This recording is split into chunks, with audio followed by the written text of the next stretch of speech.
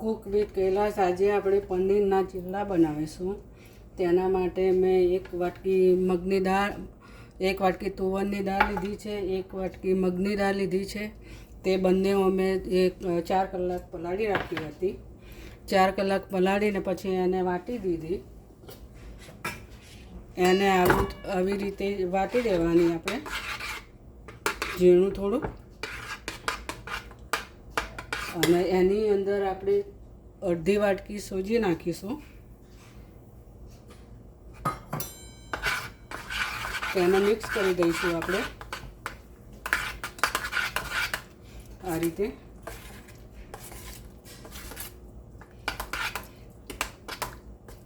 અને જરૂર લાગે તો થોડુંક પાણી નાખવાનું. થોડું પાણી જોઈશે. આપણે થોડું પાણી નાખીને મિક્સ કરી દઈશું.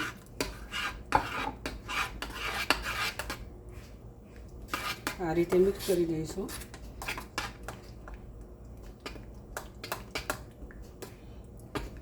થોડું મીઠું નાખીશું.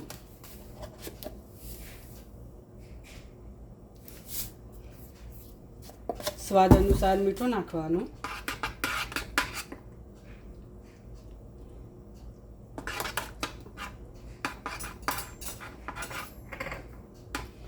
અડધી ચમચી જીરું નાખીશું દળેલું.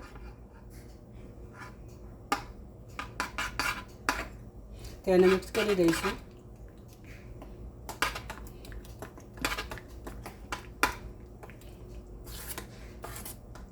આ રીતે આપણે બધું મિક્સ કરી દેવાનું છે.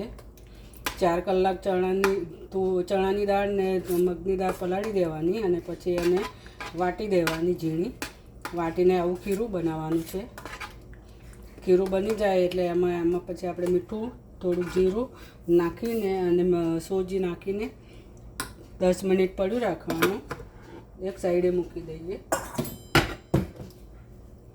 એનું સ્ટફિંગ બનાવવા માટે મેં 250 ગ્રામ જેવું પનીર છે તે લીધું છે. તેની અંદર આપણે મરચાં વાટેલા છે, શિમલા મરચાં છે, ડુંગળી છે અડધી, તે નાખી દઈશું અંદર. અડધી ડુંગળી નાખીશું.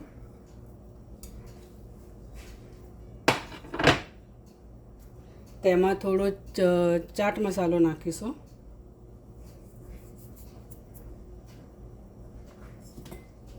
ગાજર છે, 2 ગાજર છે તે સીણીને મેં લીધા છે, તે નાખી દઈશું થોડા.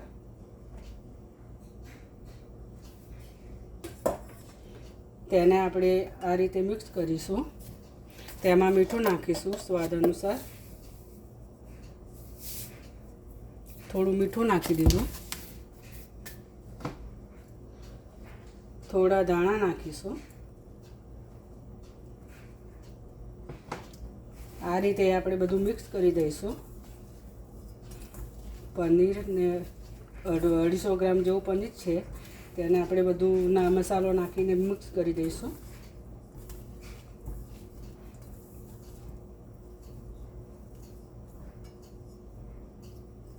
આ રીતે હાથેથી મિક્સ કરવાનું છે. તેમાં થોડા આપણે મસાલા કરી દઈએ.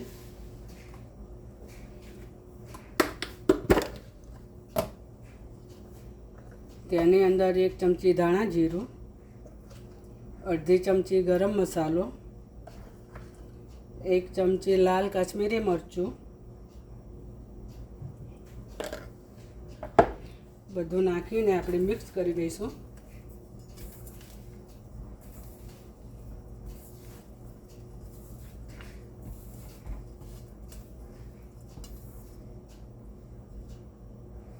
આ રીતે બધું મિક્સ કરી દેવાનું. આપણો મસાલો બધો તૈયાર થઈ ગયો છે.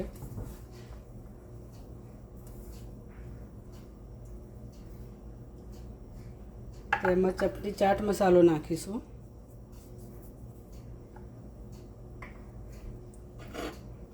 એક ટુકડો આદુનો લીધો છે તે સીણી દીધો છે તે લઈશું. બધું મિક્સ કરી દઈશું.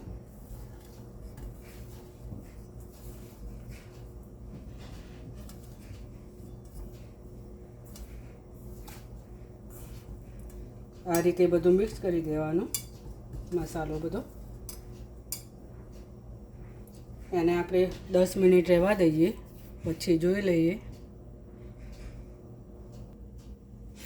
હવે આપણે આ ખીરું જોઈ લઈએ, તૈયાર થઈ ગયું છે આપણું. એક બાજુ મેં પેન મૂકી દીધું છે, તે ગરમ થઈ ગયું છે. તેની અંદર આપણે થોડુંક તેલ નાખીશું.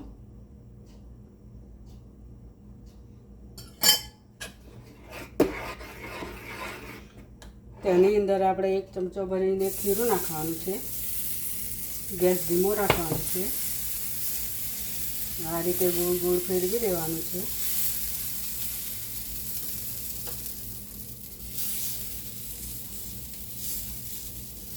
આ રીતે બહુ જાડો નહીં, બહુ પતલો નહીં, એ રીતે કરવાનો છે.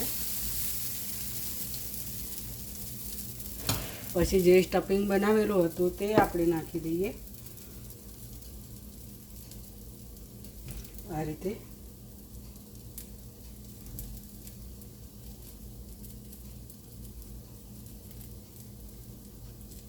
રીતે થોડુંક દબાવી દેવાનું સ્ટફિંગને. આ રીતે થોડું તેલ નાખીશું. આ રીતે આપણે થોડુંક 1 ચમચી તેલ નાખી દેવાનું.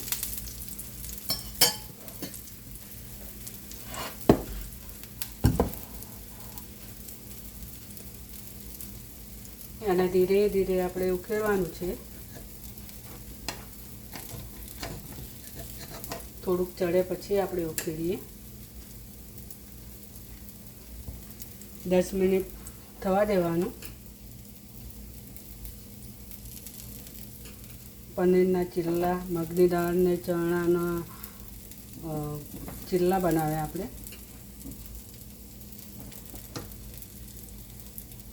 તેને આપણે ધીમે રહીને ઉખેડવાના છે.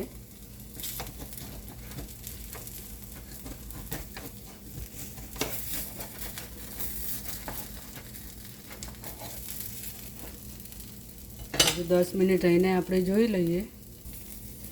હવે આપણે જોઈ લઈએ, આપણો ચીલ્લો તૈયાર થઈ ગયો છે.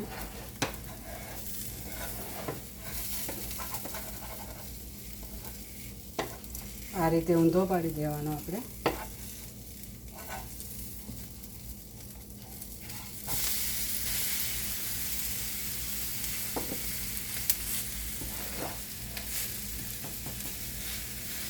આ રીતે ઊંધો પાડી દઈશું.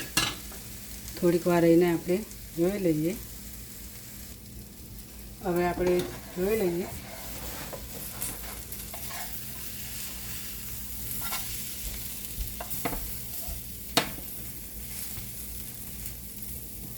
આ રીતે આપણે કરવાનું છે. એને આપણે ગોળ ગોળ વાળી દેવાનું છે. આ રીતે ગરમ ગરમ જ વાળી દેવાનું છે.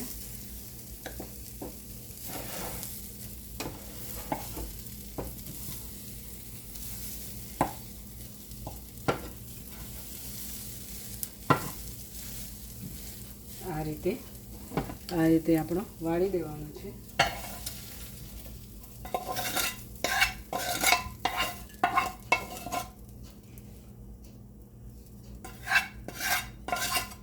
જો મારો વિડીયો ગમે તો લાઈક કરજો, શેર કરજો, સબસ્ક્રાઈબ કરજો.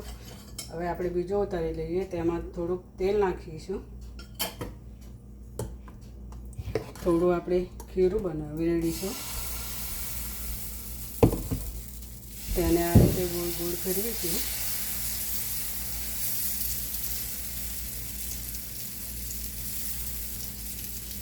એકદમ પતલો કરવાનો છે.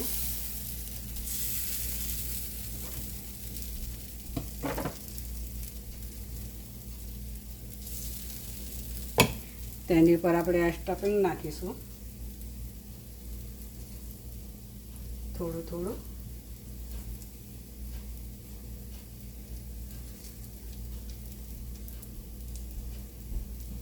આ રીતે આપણે પનીરના ચીલ્લા બનાવીએ છીએ.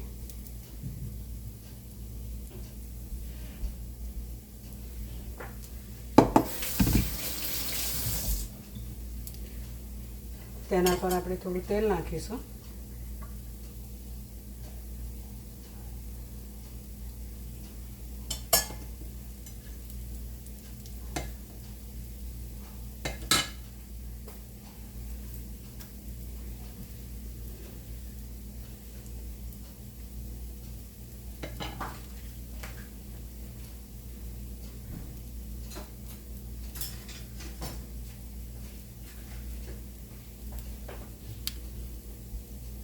આ રીતે આપણે ઉખેડવાનો છે. ધીમા ગેસે જ ચડાવવાનો છે આપણે.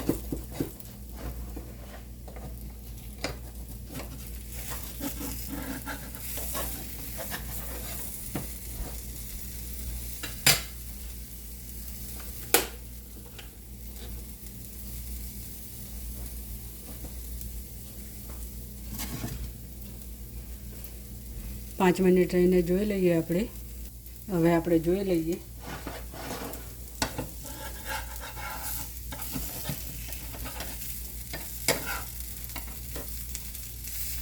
એને આ રીતે આપણે વાળી દેવાનો છે.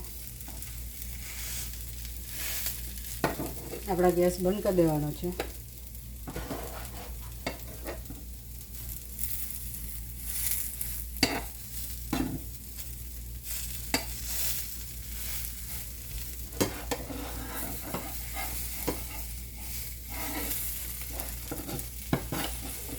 આ રીતે આપણે કાઢી લઈશું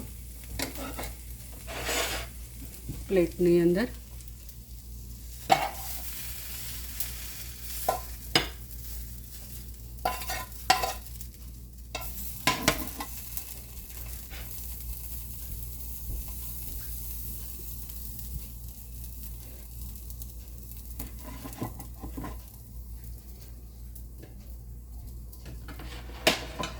અને એક સાઈડે મૂકી દઈશું. આપણા પનીરના ચીલા અને ચટણી સાથે સરસ લાગે. તમે પણ બનાવજો.